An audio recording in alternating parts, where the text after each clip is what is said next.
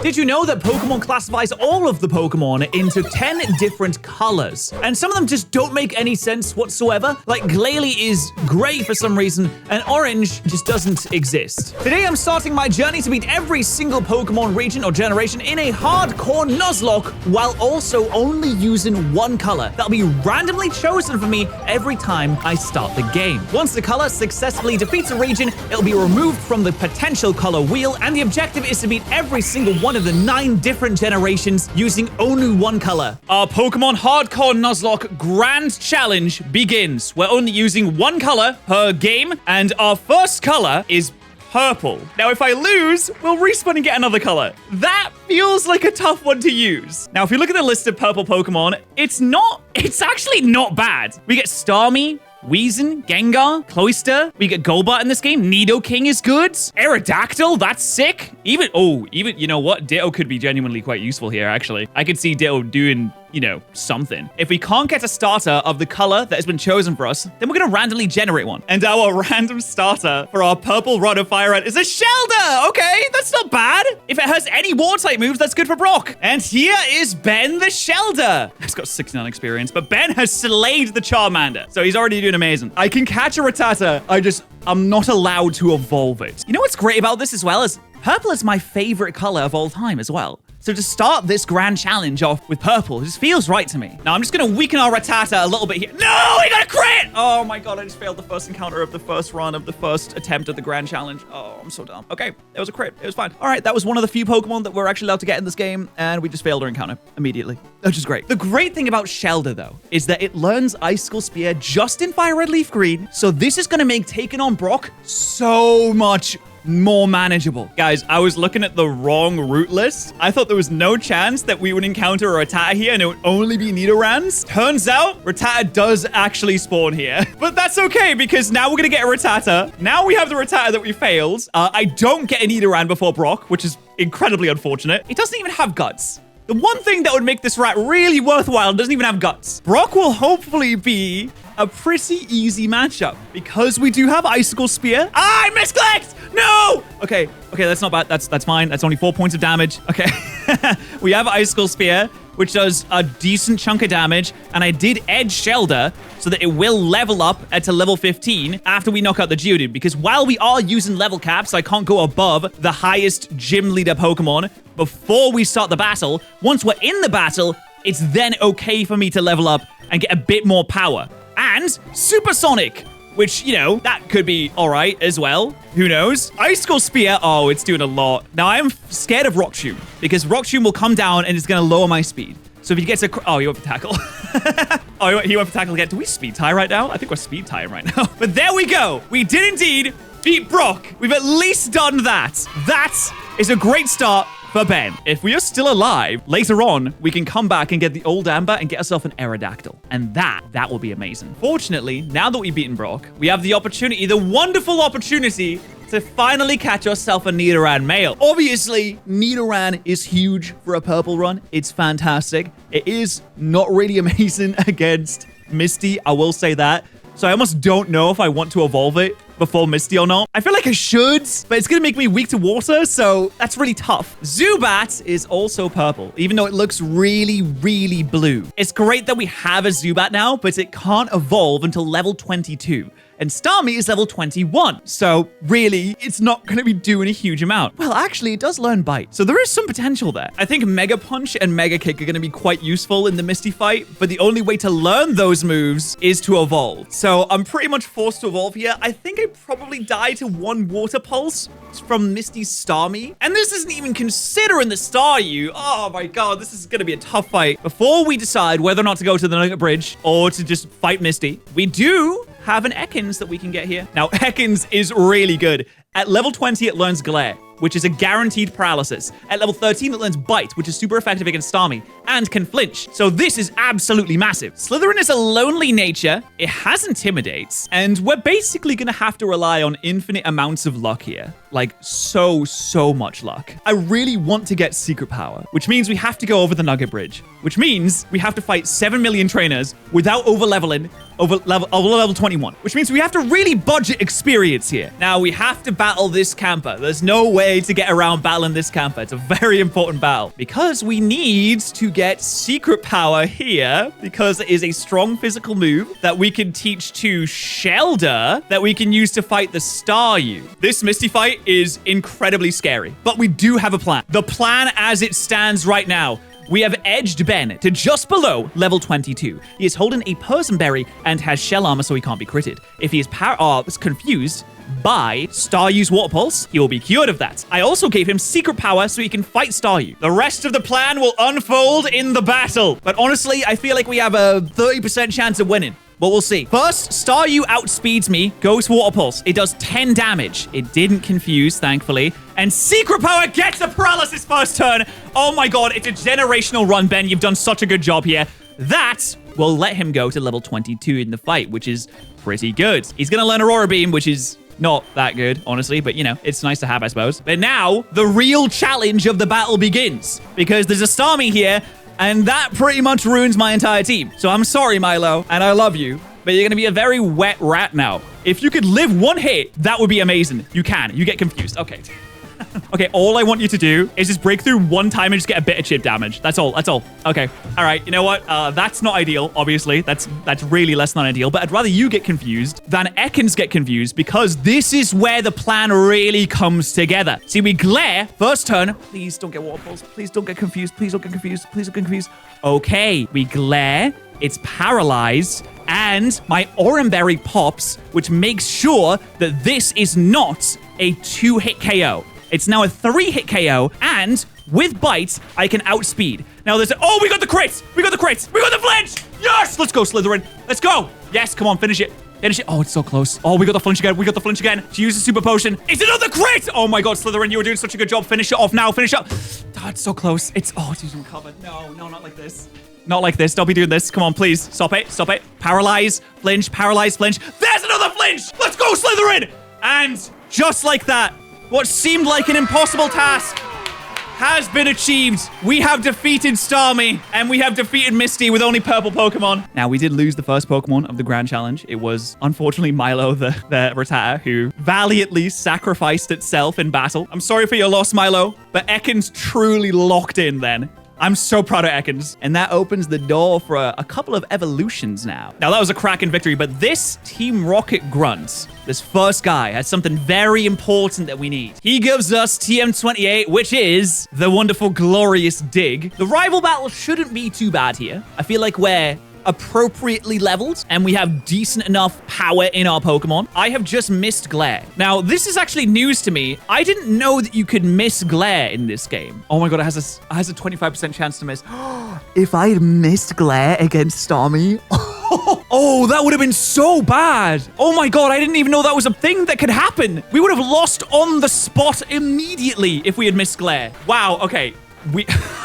I did not realize that could happen. Kadabra's kind of scary. Oh, he went for Disable. He threw. Thank you, Kadabra. See, killing this thing is going to be so hard later on in the game. I might get swept off at Alakazam, and there might just be nothing I can do about it. That's terrifying. I don't know how I'm going to beat Alakazam later on. How am I going to beat Sabrina? Nah, we'll figure it out. It'll be fine. Now, I know it's not exactly going to be useful for the Lieutenant Surge gym, but having a Crobat this early on in the game, that is sick. That is incredibly useful. Later on, Crobat is going to be our #1 star. Now, I will admit, this strategy going into Lieutenant Surge, it's a lot more basic than the strategy going into the Misty fight. I just realized my Nidoking is adamant, which is actually really sick for a physical Nidoking. That's really good. So we're using a bit of a weird tactic going into this Lieutenant Surge fight, which is I'm not actually going to lead with my Nidoking. And there's a reason for this, and the reason is I don't want to be outspared by a Voltorb and have the Voltorb Sonic Boom me and do a ton of damage to me. Instead, I'm just going to kind of whittle him down a little bit here. Maybe let him use his potion.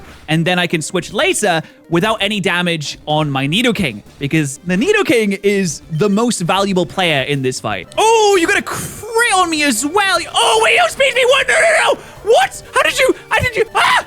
Oh, sorry. Oh my God. Sorry, I lost my cool a little bit there. Wow, I really did not expect. I don't know how that how I was outspeeding you every single turn except the last turn. So I thought all right, you know what? I literally did that so I could be less stressed, and look at what's happened now. I almost lost Ekans for no reason. Oh, that would have been so embarrassing. Now, another thing I was worried about in this fight is whether or not I was going to get staticked by the Pikachu there. We didn't, which is good. And the last thing that I'm worried about is double team. See, this could be a massive problem because I could still die to 7,002 quick attacks, assuming that I never land a hit. And really, all I have to do is cross my fingers and pray that this kills, which it does. Okay, Raichu, I see what you were trying to do there, Raichu. You didn't get it, but I see what you were trying to do there. The only way that you could have won there. Oh, but you know what? That's all good. And we do get our badge boost. The badge boost for this gym is a 10% speed boost. So I definitely outspeed the Voltorb now anyway. This is a very big part of the game, everyone, because a lot opens up to us once we get to Celadon. I was gonna say that one of the things that opens up to us now that we're in Celadon City is that we can catch a Grimer, because in this section, you can get Grimer. However, I did not realize that Grimer has a 1% chance of spawning if you fish with a super rod. Otherwise, it is guaranteed to be a Magikarp. And I thought, oh, all right, well, then I'll just surf. I'll just come back when I can surf. And you can get a coffin if you surf on the water. However, that is also a 1% chance to find, which I think is ludicrous and ridiculous. It's all right, because we can also expand our good Pokemon list by evolving Ben with a Water Stone. Bloody brilliant. Ben is now a very big boy. We're also going to grab ourselves an Eevee, which, thankfully enough, Espeon is purple. And this is fantastic news. Genuinely so important that we have a Psychic type. Oh my god, it's Timid Nature. It's actually Timid Nature as well, which is plus speed minus attack, which is really, really good for a special attacker like Espeon. Now we have a beautiful, gorgeous, timid Espeon, which might carry us quite heavily through this game. Now, Erika shouldn't be a challenge. In theory, Erika really shouldn't be a challenge for my Crobat. I am pretty sure Crobat should, in theory, be able to solo Erika's entire team, because Crobat is just such a fantastic Pokemon. Look it fly up in the sky. It's dodging stun spores. Maybe I should have given it a Cherry Berry. I should have given it a Cherry Berry, but it doesn't matter because we dodge anyway. Ooh, that was a bad mistake. I can't believe I didn't think about that. Of course he could get paralyzed in status. We're in the bloody grass type gym, you silly boy. Fortunately, I've never been punished even one time, so we should be okay. Tangela should also be absolutely obliterated in one shot. There it goes. Norris, the Crobat, is doing an absolutely fantastic job here so far. But the question is, can I one-shot a Vileplume? I couldn't one-shot Victreebel, but can I one-shot a Vileplume? Does it have more defense or less defense? It has about the same. And now I'm paralyzed. It took 2 mons. It took almost all your entire team, but you finally got there, and then you've done 7 points of damage. I mean, that's really not that impressive, but we done it. Erika has been defeated as well. The biggest mistake of this entire run, and it is a really big mistake, is not playing Leaf Green, because without playing Leaf Green, we don't get Starmie. It's a version exclusive, and Starmie is so good. Water Psychic, it can learn Thunderbolt, it can learn Ice Beam. It's such a good Pokemon, and I can't get it because I'm playing Fire Red instead of Leaf Green like a fool, like an idiot. But I will say, actually, I feel like it was smart in a way, because if we weren't playing Fire Red, we wouldn't have gotten Ekans. We didn't get Ekans. Who knows if we even make it past Misty? So, you know, there's some ebbs and some flows. There's some ups and some downs. It's time to see if Giovanni here can put up any type of resistance against Ben, who is now a fantastic, magnificent Cloyster, who also has absolutely massive defenses. What Pulse is doing, honestly, not a lot. But you are confused, and truly, what can a Kangaskhan do? Oh, you use special moves, I see. But even that special move with my abysmal special defense is still doing absolutely 0 damage. And look at that, the writing on the wall. Ben has absolutely dominated Giovanni. Well done, Ben.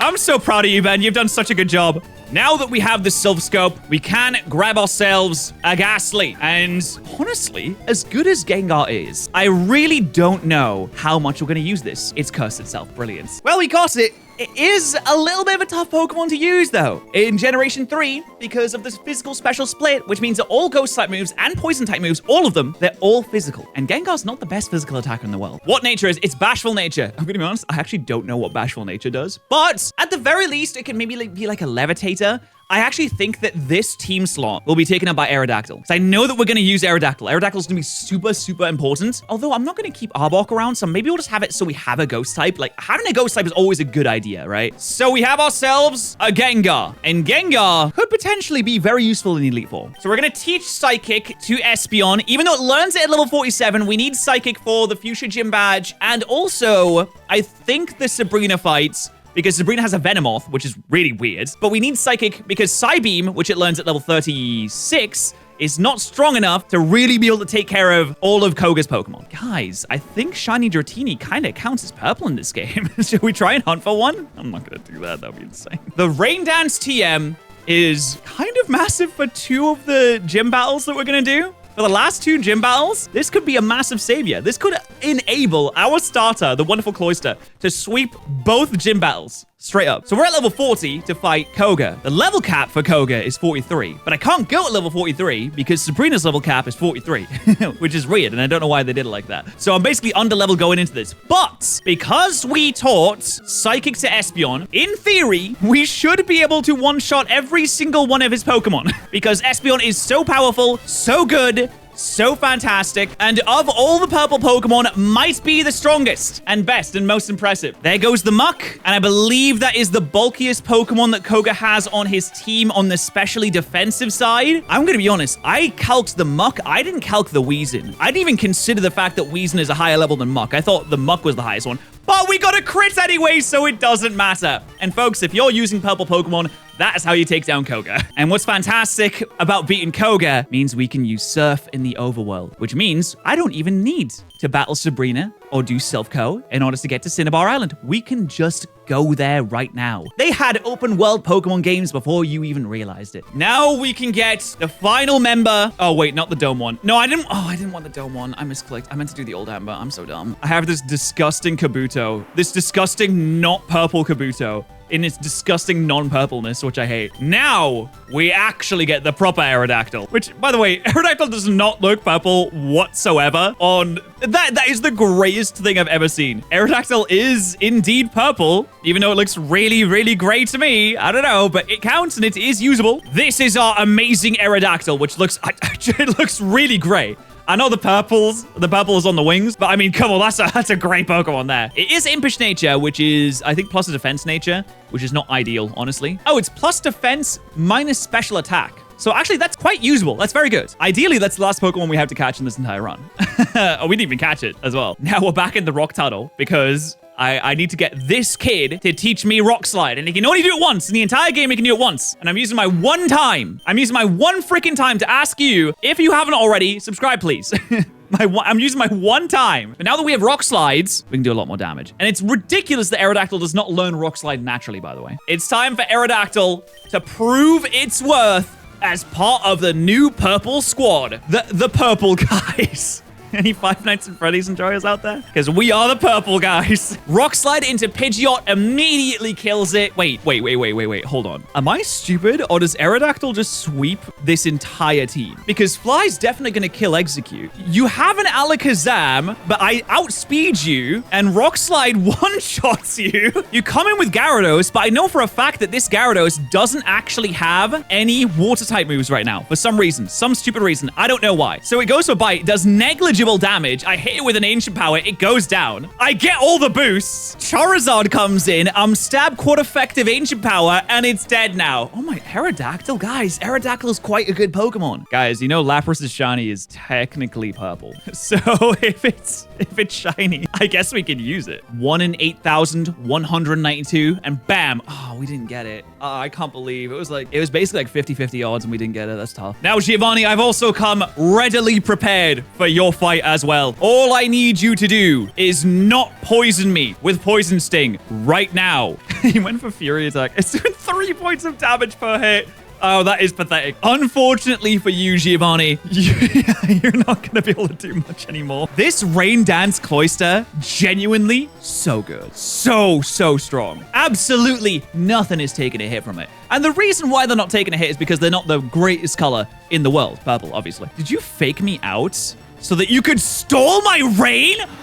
Giovanni, that was incredibly cruel and unusual. I mean, it was pointless, but I respect the strategy at least. Now that that's over with, we have an appointment with Sabrina, who originally I was very, very scared of. I was like, oh, how am I going to kill Sabrina? I'm terrified and shaking in my little booties that I wear constantly. I have massive Wellington boots that I wear in my house all the time. And I don't know how I'm going to do it. How are we going to beat Sabrina? It's going to be impossible. Let me show you how good this Espeon. Oh, I forgot to edge it. Oh, I should have edged it. Oh, no. Now, in theory, if I've done this correctly, Brian should easily annihilate every single Pokemon on this team, barring the Alakazam, who it will annihilate in 2 turns instead of just 1. Because, as it turns out, Espeon is an incredibly strong Pokemon. Even Mr. Mime can't stand up to the power of Espeon with Shadow Ball. And even though it has Recover and Calm Mind, I just don't see how this Alakazam's gonna— Oh, look at you living on 1! Oh my god, I was that close to a one-shot. Are you joking? Listen, you can use all the potions that you like. You can use all the calm minds that you like. You don't outspeed me, buddy. And then boom, we have quick— Oh, I was gonna— Okay, I thought you only had 1 potion. It's a little awkward that you used another one. Boom! Shadow Ball. Wrap it up. This thing is done. Look at that. Look at that. If I had edged the Espeon, I would have one-shot it too. Oh, I should have edged. Always edge. Make this be a reminder to always edge. Now, there are more Pokemon that we could catch in this because we could get Weezing and we could get Ditto from the Pokemon Mansion, from other places. I don't think that we necessarily need them, but I'm going to put a repel on so that if something dies and something terrible happens, we can come back later to grab it. It is officially Blaine time, and he has 4 Pokemon. One is a Growlithe. He leads with a Growlithe, and my tactic for this is basically the same tactic I have for the Giovanni fight later on, which is to hit up Rain Dance, dodge the Fire Blast. That was actually part of the plan, was to dodge the Fire Blast. And then you surf, and to switch things up a little bit, I'm gonna use Surf. And just like that, Blaine the Fire-type master has been taken down by 1 seashell. I love Ben so much. Genuinely, it's been so fantastic that we got Ben as our random starter here. It's so sick. We're wasting no time. We're going directly into the final gym here. And Giovanni, for the final time, and I'm so sorry to have to do this to you once again, because I've been doing it so many times. I honestly don't think I even need to Rain Dance. I forgot to heal my subs! Oh no! Okay, I'm going to Rain Dance because I think that I need to Rain Dance for the power boost, because now I'm scared. He's scary-faced. Oh my god, I am scared. Wait, if I can't outspeed the rest of the Pokemon, then this is fine. All I'm gonna do is I'm just gonna switch out and switch back in, and then I'll outspeed again. He used Scary Face. He used Scary Face again. So the Generation 3 AI really, really prioritizes being faster than the opponent. So much so that it will do absolutely nothing except use Scary Face. Oh, until it earthquakes, I guess. All right, I mean, sure, that's fine. All right, my strategy has gone out the window, and I'm going to instead use Giga Drain with Gengar. And I think I'll just continue to use Giga Drain with Gengar until something tells me to not use Giga Drain. We have a Nidoqueen here. That's probably a sign not to use Giga Drain. I miss Hypnosis, and it uses Poison Sting. Dude, that's two damage. That's 1 damage. You're so pathetic, Giovanni. Oh my god. And now we've gotten back into Cloyster. We're back to the original plan, which is to just use the super effective button. Oh my god, I forgot. He has a Rhyhorn. The documentation I was looking at was like, yeah, he has a Rhydon. And I remember him having a Rhydon in Generation 1. He has a Rhyhorn in this game.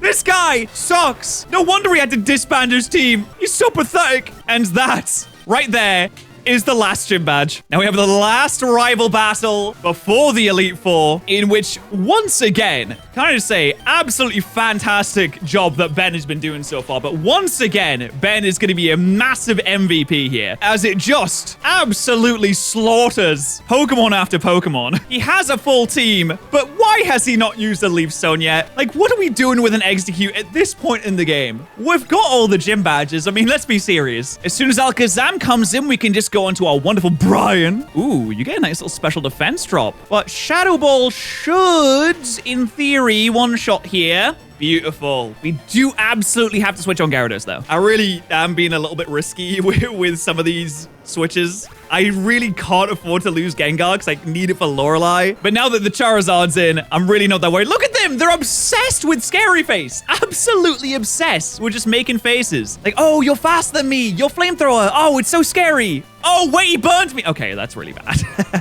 That actually, he outspeeds me and he burned me. That's pretty, yeah, oh, that's really bad, actually. I got the Omni Boost. We're fine, never mind. Oh my god, he still outspared me.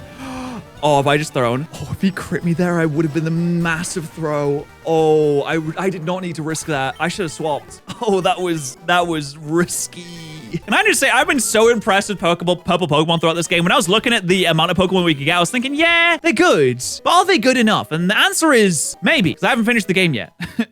It could be no, potentially. Now we are at the final battles. The final 5 battles that will prove whether or not purple can dominate the Pokemon region of Kanto. And just like that, our purple gang has made it to the Elite Four. We have plans on plans of how to deal with everyone, I think. Actually, it's mostly just the first 3 trainers, but you know, we can wing it after that. I'm sure it'll probably be fine. And Lorelei is a little bit of a tough one, but I think that Gengar can do some fantastic work here. She leads with a Dugong. Now, Thunderbolt won't kill this Dugong, but it'll get pretty close. That's pretty freaking close. And you can set up the hail all you want. I didn't think you were going to do that, actually. But you can set up the hail all you want. My Gengar has leftovers. And we have the backup Giga Drain to finish some Pokemon off if we feel like we really need it. And also, for some strange reason, I don't know why this is, Lorelei's Slowbro doesn't have a Psychic-type move. So I get my health back every single turn. You're not doing any additional damage. The Dugong goes down to the Thunderbolt here. Bellicor has started the Elite Four off amazingly. Now, this is a Hardcore Nuzlocke, so we have set level caps. We can't switch between Pokemon. And this Slowbro is a little bit threatening, but it's also getting pelted by the hail, which I think actually puts it in range to die by Thunderbolt because of the hail. Oh, wait, is it going to die to the hail now? I think it is. Now, yawning is quite annoying. I originally had a Chesto Berry on the Gengar as well, so it'd wake up if I got put to sleep. So this is actually pretty tough, because it's going to die now, and I'm going to fall asleep next turn unless I switch. And the Lapras came out as well. I'm going to risk going into Ben here. Oh, the Confuse Ray. Okay, this is great. The worst thing it could have done there is crit surfed, which would have done a lot of damage because my special defense on Cloyster is incredibly bad. But now I can go back into Bellicor. Here comes the surf. Okay, yeah, here it comes. But I have pretty good special defense. Not that great, actually. Not as good as I thought it was. But at least I can Giga Drain and get the majority of my health back here with a super effective Giga Drain. Boom. We're basically back up to full. And now you Confuse Ray. Why do you do this? Why do you play the game in such a way? Now I've got to risk the T-Bolt with Bellicor here. And he hurts himself in confusion. And we get hit with the surf. If this crits, this could be bad news. Oh, no! It's bad news! It's okay. All right. Things have just gone horribly wrong. Horribly, terribly wrong. So we have to risk Brian coming in, who might now get frozen. Oh, that would have been really bad. And now we have to try and Calm Mind. And this is not great because I'm confused again. Oh my God, this Lapras is the bane of my existence. At least I'm more resistant against special attacks now. I'm going to try and kill this Lapras. I hit myself in confusion again. Oh, no. No, not like this. If I got paralyzed by that, oh, this is so bad. Okay, a crit now kills me, I think. So now that all of that happened, the confusion hit myself, the crit and the confusion hit myself again, I think I might have to sack Nidoking. I'm not going to even think about risking Espeon for a single second because we insta-lose if that happens. But we go into James. James gets the poison. This could be massive, actually, because we have Thunderbolt on James, which we brought for just such an occasion. It doesn't do enough, but it does enough to where the poison can finish it off. It just needs to live this. It just needs to live an Ice Beam. Just live an Ice Beam, James. Just live an... Yes! Yes, huge! Oh my God. Oh my God, James. You absolute legend. Oh, wait, he has a Citrus Berry. Ooh, the poison's not going to kill it now, and I think they full restore here. No, they don't! The Lapras goes down. Wow, Lorelei, you suck. I hate you. But it's not over yet because you still have a Cloyster to come in. Okay, according to my calculations, every possible damage roll from Thunderbolt should kill Cloyster. And it is just exactly that. It is 100% is the lowest roll that it can get. So James, good job, mate. Ben comes in on the Jinx. It quad resists Ice Punch. It tries to go for the Lovely Kiss and misses, and then we can wrap it up with a Surf. Okay, we were steering all over the place. The line was all over the place, but we eventually did finally win. Oh, wow. That was a tough one. That was a really hard fight. And now for another really hard fight. Yeah, that's right. Next up is Bruno. Now, Bruno is a big muscled man, and we do have to think very strategically on how to take down Bruno, because if we let him get away with his fighting type moves, we could be in a terrible position. Now, fortunately, there are ways around his strong fighting type physique. If you target his special defense with super effective psychic type moves, then we should be able to do some really good damage. But again, we do have to be careful because Bruno is a veteran of rigorous training in battles. And if we let up for just 1 second, then we could regret it massively. Now, we're going to go into this battle hoping that we can do our best. And maybe we will be able to. But it all comes down to, oh, we won. Oh, okay. I mean, that's chill too, I guess. That's fine. Now, Agatha is another veteran of long, hard and rigorous battles. And she uses a plethora of strong poison and ghost types. Now, these types can do all sorts of... Is this joke still funny? Like, I don't think I should keep this going for another battle. We're going to one-shot all of our Pokemon, basically, is what's going to happen here. Brian is just absolutely fantastic. There's really no reason to pretend like it's going to be anything other than just do it. Keep the joke. Okay. Agatha is really, really strong. She might have poison in my tea. She's the kind of old lady that might have killed her husband back in the day. Who knows? But I know one thing. She has a lot of ghost types. Maybe she did kill someone. Maybe she's killed multiple people. Wow, she has 3 of these guys. Okay. And then last but not least, her ace, Haunter, at level 53, is going to put up no challenge. It's dead, and we've won. I'm not at all confident in this strategy going into the Lance fight, but someone in chat did just say, doesn't Cloyster just sweep? And while I don't know if that's necessarily true, I think it would be really funny if it was. So we're going to try it and see if we can. So Lance starts with a Gyarados. He does this intimidating thing. He's really scary. Rah, rah, rah. I don't know how much Ice Beam does to Gyarados. Over half, maybe? Ooh, it's like maybe gonna kill next turn, but probably not. It's a roll, it looks like. It would be really cool if it did kill, though. Yes, it does! Oh my god, I think we got a high roll there. Let's go, Ben! Now, Aerodactyl comes in, and Aerodactyl is definitely the scariest thing here. Cloyster has this really cool thing where it has shell armor, so I cannot be critical hitted at all. And I know the Ancient Power won't kill me when it gets used. So it's gonna do that much damage. I get the Surf off, and it dies immediately. There was 0% chance that I was gonna get critted there. Even if I did get critted, it wouldn't have killed. Now Dragonair comes in, and this is where the fun begins, because now we can click Ice Beam, and we can click Ice Beam, and we can click Ice Beam, and even though Lance has a big, scary, imposing, terrifying Dragonite, it turns out that Lance is also really bad at training Pokemon, because Lance's Dragonite is Sassy nature, and Sassy drops your speed. So even though Dragonite naturally outspeeds Cloyster, the nature that this Dragonite has makes it slower than me. What a stupid idiot. And with that, we face against the champion. And he says he's the strongest person in the world. But this idiot, he has a Hardy Nature Pidgeot. Hardy Nature doesn't increase your speed, you fool. But I think Ice Beam one-shots it to start the battle. Oh, what a sick start to the battle there. Absolutely sick. Now, that should bring in his Exeggutor. All right, now, what? Why did you should... I mean, I know I have ice moves, but why didn't you go into Exec? Well, there goes Rhydon, folks. In a hard-hitting battle of Cloyster versus Rhydon, we barely come out on top. I don't know why he did that. But now Exeggutor comes in, we can go into our wonderful Crobat to absolutely suck up any kind of Giga Drain with no problems whatsoever. And a couple of wing attacks should take it out. He didn't set up a light screen, which I'm glad, because that could have been a problem. He also didn't sleep powder me, which is the best case scenario here. And there goes Exeggutor. Oh, there's the Alakazam. Okay, dude. Okay, yeah, look at you, big and strong with your Alakazam. Wow, must be nice, honestly. But you're gonna go for a Psychic, and as long as you don't drop my special defense here, which he didn't, thankfully enough, Brian can come in and fire off a Shadow Ball, which I don't think it'll one-shot. I'm wrong. I critted!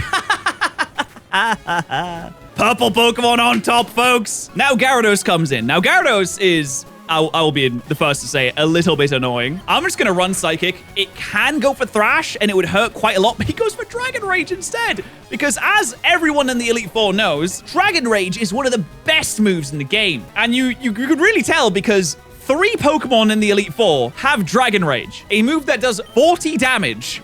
You can tell they really deserve their space up here. And last but not least, there is the mighty and imposing Charizard. And I have come prepared for you, Charizard, haven't I? He launches his Fire Blast, but I resist it. And even if I were to be burned on that turn, I came packing a Lumberry, so that even if I was burned, I could still cure that, outspeed next turn, and finish it off with Ancient Power. Boom. We just beat Pokemon Fire Red with only purple Pokemon. And this is just the start of this massive grand challenge. Next, we need to go to Johto.